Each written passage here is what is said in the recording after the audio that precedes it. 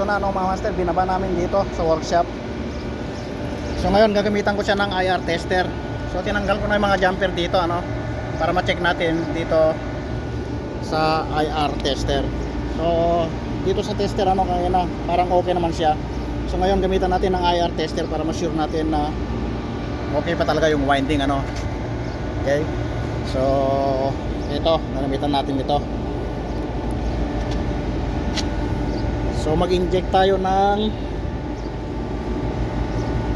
kasi 380 volts to So 500 volts test voltage.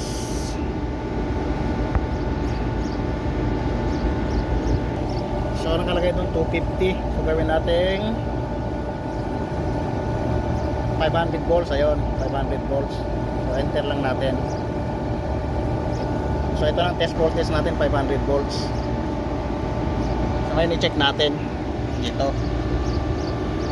Dito muna tayo sa kabila, dito sa ground.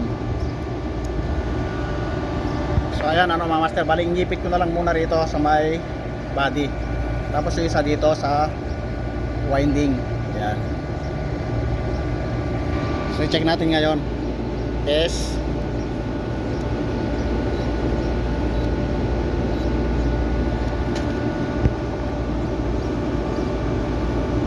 Hintay lang natin kung ilan yung reading niya. So ayan, meron siyang mataas 237 giga ohms. Tapos yung output voltage niya hindi nagbago. So okay pa to. So check natin sa kabila.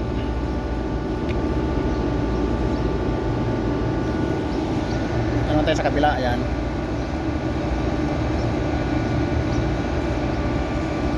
Test.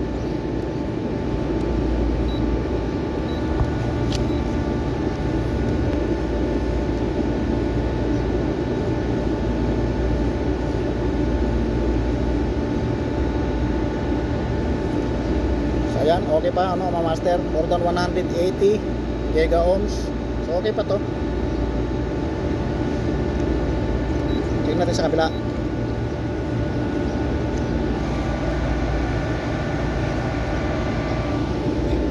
Check.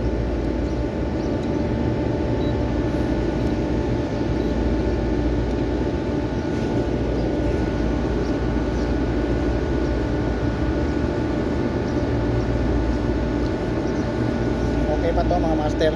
Ayan more than 100 giga ohms. Tapos yung output voltage niya hindi bumagsak, more than 500 volts pa rin.